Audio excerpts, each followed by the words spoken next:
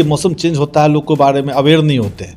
उनको लगता है कि अरे अभी तो गर्मी है, दिन में गर्मी लगता है, शाम में ठंडा लगता है, चलो ना हाफ टी शर्ट में ही निकल जाते हैं। हाँ, ऐसे ही चले जाते हो, सावधानी नहीं बरतते, बाइक पे चलाते हैं, पता नहीं चलता है कितना उतरते हैं, पता चलता है वो गिर गए, फेंट कर गए। सुबह का समय रहता है, लोग ऐसे निकल जाते हैं। तो इस सब चीज़ से बचना चाहिए, प्रिकॉशन लेना चाहिए और ठंड से बचना चाहिए। हाँ, आप लोग सब लोग हेलमेट जरूर पहने और विशेष परिस्थिति में अगर आपको कोई दिक्कत हो तो 112 नंबर पर डायल करके प्रशासन का मदद ले, ताकि आप समय अस्पताल पहुँचे और आपकी जान को बचाया जा सके। तो आप ये कहना चाह रहे हैं कि अगर गाड़ी चला रहे हैं तो हेलमेट जरूर लगाएं। हेलमेट बहुत ज़रूरी है, बहुत ज़रूरी, सबके लिए ज़रूरी। चाहे आप 1 किलोमीटर भी जाते हैं तो हेलमेट जरूर पहने। सलाम दोस्तों, आप देख रहे हैं हिंदुस्तानी मीडिया के साथ मधुबनी संदेश। अभी हमारी टीम मौजूद है CSC राजनगर में और हमारे साथ प्रभारी चिकित्सा पदाधिकारी डॉक्टर निरंजन जायसवाल जी हैं। इनसे हम बात करेंगे। सर, स्वागत है आपका। धन्यवाद। सर, आप तो यहाँ के प्रभारी हैं राजनगर के। बहुत सारी खूबियाँ रही हैं राजनगर की। अगर बात की जाए CSC की तो बहुत सारी खूबियाँ रही हैं, चाहे कोरोना काल रहा हो, उससे पहले भी, उसके बाद भी। काफ़ी मेहनत से लोग यहाँ के जो पदाधिकारी हैं वो काम करते रहे हैं। आपकी बात अगर की जाए तो आपके बारे में चर्चा है, खासकर सांप के माहिरीन हैं, स्नेक एक्सपर्ट्स कहा जा सकता है आपको, इसलिए कि बहुत हज़ारों लोगों की आपने ज़िंदगी बचाने का काम किया है।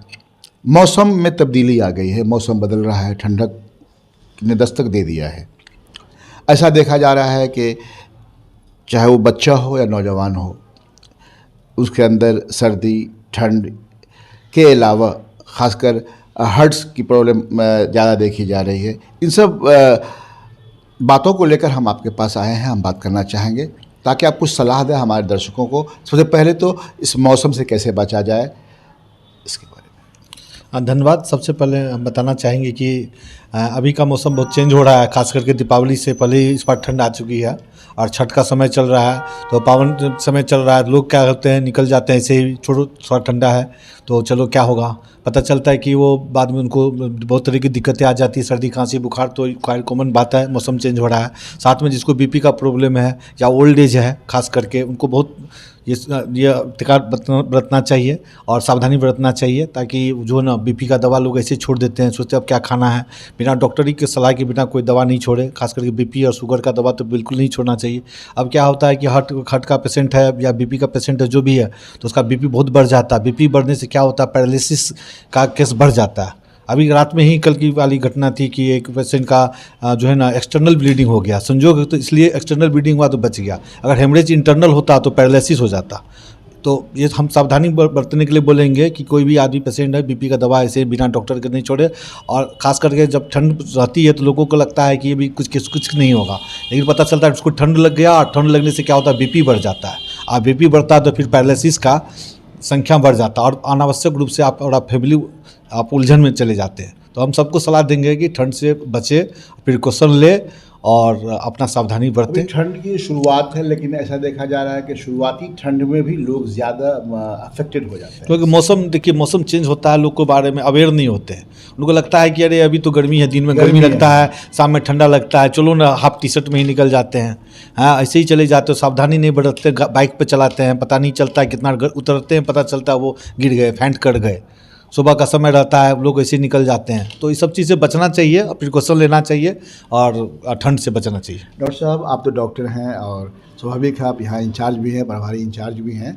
बहुत सारे पेशेंट्स आते होंगे आपके पास भी, लेकिन मैं जानना चाहूँगा, हम लोग जहाँ क्षेत्र में जाते हैं देखा जा रहा है कि खासकर नौजवानों में जो यंग ब्लड है, यंग में, अब यंग का मतलब ये हो गया कि जो 25 और 30-35 साल के हैं, अब देखा जा रहा है कि इन लोगों के अंदर भी शुगर की बीमारियां बहुत ज़्यादा हो रही है। देखिए क्या वजह हो सकती है? देखिए जो है ना, ये इसमें तो हम क्लियर, तो रिसर्च का खैर विषय है, लेकिन मेरा जहाँ तक आप मानते हैं कि हो रहा है कि नहीं हो रहा है, बिल्कुल हो रहा है। जहाँ तक मेरा मानना है, कोविड के बाद ऐसा देखा गया है। तो ये तो पूरी कंप्लीट रिसर्च की चीज़ है कि ये कोविड के बाद ऐसा क्या हुआ जिसके कारण कम उम्र में भी शुगर हो जा रहा है, हार्ट अटैक का खतरा भी बढ़ गया। बहुत सारे पेपर में पहले से भी सुनना आ रहा है और हम लोग भी अपने अगल बगल आस पड़ोस मोहल्ला गाँव समाज में देखते आ रहे हैं। तो ये तो बहुत रिसर्च की ज़रूरत है और सावधानी बरतने की ज़रूरत है कि इससे कैसे बचा जा सकते हैं और पूरी तरह से आप ट्रीटमेंट की ज़रूरत है। नहीं तो अगर जैसे कि नौजवानों में अगर जो शुगर तो अच्छी चीज़ है नहीं, तो खोखला कर देता है जिसको, तो ऐसे लोगों को प्रिकॉशन में क्या करना प्रिकॉशन चाहिए? देखिए उसका क्या है, आप सब स्क्रीनिंग टेस्ट होता है, स्क्रीनिंग टेस्ट समय समय पर ब्लड शुगर कराते रहना चाहिए। चाहे कोलेस्ट्रॉल है तो कोलेस्ट्रॉल का खतरा तो नहीं, उससे हार्ट पर भी प्रॉब्लम होता है, हार्ट अटैक का संभावना बढ़ता है। तो समय समय पर एक प्रोफिलैक्टिकली जो है ना उनको जांच कराते रहना चाहिए और डॉक्टरी परामर्श लेते रहना चाहिए। थोड़ा भी लगता है चेस्ट पेन हो रहा है या कुछ भी है तो उसको इग्नोर नहीं करें और आके नियरेस्ट CHC PSC जो भी है वहाँ पे डॉक्टर से मिले। अच्छा, आप यहाँ के इंचार्ज हैं, उस वक्त में आप शायद यहाँ नहीं थे जहाँ कोरोना काल था। कोरोना काल में और अभी भी कोरोना काल में तो राजनगर CHC की बात की जाए तो ये कहने में फ़ख्र होता है कि बिहार के लेवल की अगर बात की जाए तो नंबर 1 था, ये रहा है काम करने में, चाहे वो टेस्ट का मामला हो या फिर अदर्स जो भी चीज़ रही हो। लेकिन ये भी जानकारी मिली है, जब मैं पर्सनली भी जानता हूँ लेकिन मैं नाम नहीं बताना चाहूँगा आपको, कि वह लोग कोरोना काल के बाद से वो लोग भी शुगर के पेशेंट बने। आपके यहाँ क्या होता है पोस्ट कोविड, वो भी देखा गया है। उसके बाद एक रिपोर्ट भी आई आपके यहाँ, और मैं ये कहता हूँ कि शायद आपके भी नो में होगा कि आपके CHC में मौजूद होगा वो रिपोर्ट कि बहुत ज़्यादा लोगों के शुगर की जांच की गई, उसमें शुगर पाया गया।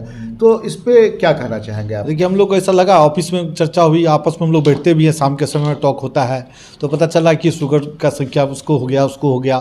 तो हमको ऐसा लगा कि शुगर ऐसे कैसे हो गया कि शुगर पहले नहीं था। उसका हिस्ट्री लिए तो पता चला पोस्ट कोविड हो रहा है, और जब लगा ऑफिस में हो सकता है तो बाहर भी हो सकता है। तो हमारे लोग के मन में एक आइडिया आया, हमारे गुलाब जी हैं, LT हैं, बहुत कोऑपरेटिव और कोविड में बहुत अच्छा काम किए हैं वो।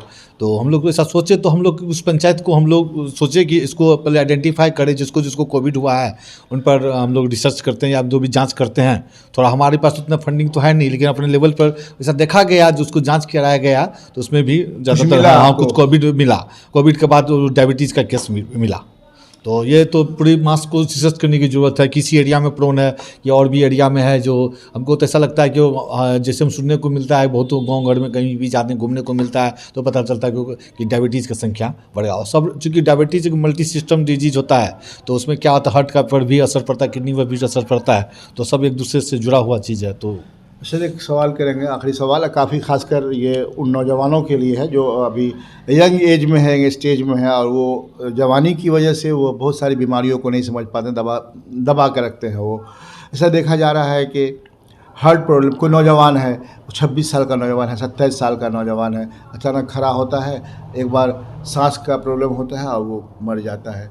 ऐसे लोगों को प्रिकॉशन के लिए क्या करना चाहिए कि अगर इस तरह की देखिए एक्चुअली क्या है ना कि ये तो देखिए फर्स्ट टाइम अगर उसको थोड़ा भी फील हो, पहले अचानक तो ऐसा नहीं कैसे लगे, फील का मतलब क्या है, क्या हल्का सा भी अगर चेस्ट पेन पहला फील हो कि चेस्ट पेन लग रहा है, हल्का हल्का कर रहा है, लोग इग्नोर नहीं करे। कोई भी पेन हो अगर बॉडी में चेस्ट रिलेटेड हो तो उसको इग्नोर नहीं करे और आके जांच कराए। और भी जांच होता है अपने नियरेस्ट सेंटर, चाहे सदर अस्पताल में जाए, ECG होता है, एटलीस्ट ECG करवा ले, TMT होता है, इको होता है, उससे पता चल जाता है कि इनिशियल स्टेज में थोड़ा सा क्या हो सकता है। ऐसे होने के लिए तो कहीं भी कुछ भी किसी को हो सकता है, लेकिन ये सब चीज़ को सावधानी देखते हुए, केस को देखते हुए ऐसा बढ़ता जा सकता है। जांच के लिए, स्क्रीनिंग के लिए हम लोग आगे बढ़ सकते हैं। एक आखिरी सवाल करेंगे आपसे, एक चीज़ और देखा गया है कि सांस की प्रॉब्लम हो जाती होती है, अगर जब सोता है तो नाक बंद हो गया, उल्टा सांस चलने लगता है, ये भी एक प्रॉब्लम पैदा हो गई है इस बीच में। अब मैं भी कई एग्जांपल दे सकता हूँ, कई लोगों का मैं नाम बतला सकता हूँ आपको, जो कल तक ठीक थे, अब जो है वो रात में सोया गया तो मालूम होगा कि नाक जाम हो गया, सांस उल्टा लेने लगता है। ये सब चीज़ क्या है? एक्चुअली क्या है, अभी देखिए मौसम चेंज हो रहा है ना, मौसम जब पहले से भी बहुत सारा चीज़ लोगों को ऐसा रहता है कि DNS होता है, नाक में डेविएटेड नेजल सेप्टम होता है, जिसके कारण क्या होता है नाक का ज्योमेट्री भी बहुतों का अलग होता है, तो वो बताते नहीं है। चूँकि अब मौसम चेंज हो रहा है, आपको कॉमन कोल्ड हो गया, सर्दी खांसी हो गई, तो ऑब्वियस है कि उसमें जुकाम आ जाता है। जुकाम आने के सांस लेने में दिक्कत होती है, वो अपने को ठीक नहीं करते, कुछ दवा नहीं लेते या ड्रॉप नहीं लेते, नेजल ड्रॉप नहीं लेते, तो परेशानी बढ़ जाती है, घबराहट शुरू हो जाता है, फिर उल्टा सांस लेना शुरू करते। तो ये सब चीज़ से आप दिखाइए। अभी ज़रूरत है, अगर चेस्ट का इन्फेक्शन हो सकता है तो अगर एक्सरे होगा, उसका प्रॉपर ट्रीटमेंट होगा, एंटीबायोटिक्स दिए जाएंगे, और भी जो भी चीज़ एहतियात बतया जाएगा वो सारा चीज़ है। चलते चलते एक आखिरी सवाल कर लें आपसे कि राजनगर CHC PSC तो बहुत है, लेकिन राजनगर CHC ऐसा देखा जा रहा है, जहाँ तक मुझे जानकारी है, मैं जानता हूँ, हम लोग खबर बनाते हैं तो हमेशा जो है राजनगर CHC खुद को नंबर वन पे रहने की कोशिश की है, अब बनाया है, इसकी वजह क्या है? आज आप हैं, कल आप ही चले जाएंगे कहीं और, लेकिन ऐसा देखा गया है। देखिए अब मेरा ऐसा मानना है ना कि टीम वर्क से काम हम लोग करते हैं। मतलब जितना मजबूत टीम है सभी आ हाँ, गया क्या? मजबूत या की फिर- बात नहीं है, तो मजबूत की नहीं, अगर जो थोड़ा कमजोर भी आते हैं ना तो हम लोग इस तरह का माहौल प्रोवाइड करते हैं उनको, हाँ, कि देखिए काम तो करना अभी भी पड़ेगा। काफी भीड़ देखा है, हाँ, नीचे में अभी मैं अभी आया तो हूँ। फेस्टिवल का टाइम है, देखिए फिर भी काफी भीड़ देख रहा अभी भी अभी फेस्टिवल का 50 औरतें नंबर लगा वही नहीं करते हैं, फेस्टिवल का टाइम है, फिर भी 125-150 पेशेंट ऐसे पर डे पेशेंट लगभग 250 पेशेंट हमारे यहाँ ओपीडी में देखे जाते हैं एन एवरेज। तो बहुत बड़ी बात है कि फेस्टिवल के टाइम में भी 125-150 पेशेंट अब देखे जा रहे हैं। और दूसरी बात हमारे यहाँ टीम वर्क से काम चल रहा है, सबको पता चलता है कि नहीं टीम कहाँ आए तो काम तो करना पड़ेगा, चाहे जैसे काम करो, हंस के काटो काम करो। और एक माहौल अच्छा है, चूँकि पॉजिटिव कोई तरह का प्रेशर नहीं है बहुत ज़्यादा। हाँ, ये एक अच्छा माहौल हम लोग प्रोवाइड करते हैं, तो मज़ा आता है सबको काम करने में। तो ऐसा तो नहीं है कि सदर अस्पताल अगर सीएस साहब की बात करें, उनकी निगाहें ज़्यादा रहती है, कॉपरेट मिलती है आप नहीं लोगों नहीं, को? ऐसा बात नहीं है। हम लोग देखिए काम करते से भी दो इससे कहीं और नहीं मिलती हो, आप लोगों को ज़्यादा मिलती हो? नहीं नहीं, सर का तो सीएस सब पर रहता है। और लेकिन हम इससे पहले भी 2 नंबर पे थे, 3-4 महीना पहले ऑडिट हुआ था पूरा जिला का, तो इसमें हमारा राजनगर 2, जबकि हमारा 10 पंचायत जो है ना डायरेक्ट मधुबनी सदर से जुड़ा हुआ है। और वहाँ का पंचायत का पेशेंट हमारा जबकि टर्नअप भी नहीं होता है डायरेक्ट, चूँकि सदर अस्पताल है, वहाँ स्पेशलिस्ट लोग बैठते हैं, सुविधा हमसे ज़्यादा अच्छा है, तो वहाँ डिलीवरी ऑपरेशन बहुत सारे चीज़ हमारा पेशेंट, और फिर भी हम 2 नंबर पर आते हैं। तो अगर रियल माने तो नंबर तो 1 हम ही को कहा जा सकता है। अगर हम पॉपुलेशन को उधर का डिस्काउंट कर दे तो हम, चूँकि हमारा पूरा पॉपुलेशन काउंट हो जाता है, तो इस हिसाब से तो all of you are hero. हाँ, नहीं हीरो नहीं, काम करते हैं और हीरो। देखिए हम लोग पॉजिटिव वर्क करते हैं और बाद में रिजल्ट आता है, हम रिजल्ट की चिंता नहीं करते। रिजल्ट की बहुत बड़ी बात कहा आपने, बहुत बड़ी बात कहा आपने कि आप काम करते हैं, रिजल्ट की चिंता नहीं करते। रिजल्ट की चिंता नहीं रिजल्ट खुद ब खुद मिल ही जाता है। मिल जाता है।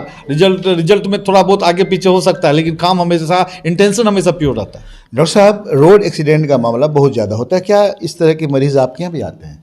बिल्कुल, हमारे यहाँ तो लगभग ठीक ठाक पेशेंट आ जाते हैं, कभी तो 2, 4, 5 लगातार रोड ट्रैफिक एक्सीडेंटल आ जाते हैं। और वैसे पेशेंट ज़्यादा आते हैं जो बाइक से जाते रहते हैं। किस एज के लड़के होते हैं उसमें, लोग होते हैं? ज़्यादातर 20 से 30 साल के उम्र के ज़्यादा लड़के होते हैं, जो कि बिना हेलमेट पहने हुए घर से निकल जाते हैं। कोई अचानक कोई काम लग गया, शादी हुआ है, कोई फंक्शन है, फेस्टिवल है, उसको पता भी नहीं रहता है कि हेलमेट पहन के जाना है कि नहीं जाना है। और वो ऐसा होता है कि उनको कहीं चोट नहीं रहता, कैसे ऐसा हुआ कि पूरे हाथ पैर, लेकिन सिर्फ सर में चोट है। और सर में चोट है तो हम लोग तो CHC है, तो हम लोग जो भी प्राइमरी ट्रीटमेंट करके फिर CT स्कैन या और जो भी ज़रूरत के लिए हम लोग भेज देते हैं, एम्बुलेंस सुविधा देते हैं। और हम सबसे अपील करना चाहेंगे कि जो ना आप लोग सब लोग हेलमेट जरूर पहने, और विशेष परिस्थिति में अगर आपको कोई दिक्कत हो तो 112 नंबर पर डायल करके प्रशासन का मदद ले, ताकि आप समय अस्पताल पहुँचे और आपकी जान को बचाया जा सके। तो आप ये कहना चाह रहे हैं कि अगर गाड़ी चला रहे हैं तो हेलमेट जरूर लगाएं। हेलमेट बहुत ज़रूरी है, बहुत ज़रूरी, सबके लिए ज़रूरी। चाहे आप 1 किलोमीटर भी जाते हैं तो हेलमेट जरूर पहने। और लोग गलती करते हैं, बस थोड़ी दूर जाना है, थोड़ी दूर, ये लोग को लगता है कि बगल में ही तो जाना है, दूध ही तो लेके आना है, पता चलता उधर से गाड़ी आ रही, टेम्पू आ रही, हवाई आ रही, कुछ भी आ रहा है, तो फिर वो पता नहीं रहता और एक्सीडेंट होते और अफरा तफरी का माहौल हो जाता है। फिर दर्शकों, ये थे डॉक्टर निरंजन जी। आप अभी मैंने बात की है, आपने इन्हें सुना होगा, कितने मुखर हो गए, इन्होंने हमें हर सवाल का जवाब दिया। इनका कहना है कि हम काम पर विश्वास करते हैं, नंबरिंग देने वाला दे ही देता है। मिलते हैं किसी और वीडियो के साथ, देखते रहिए हिंदुस्तानी मीडिया।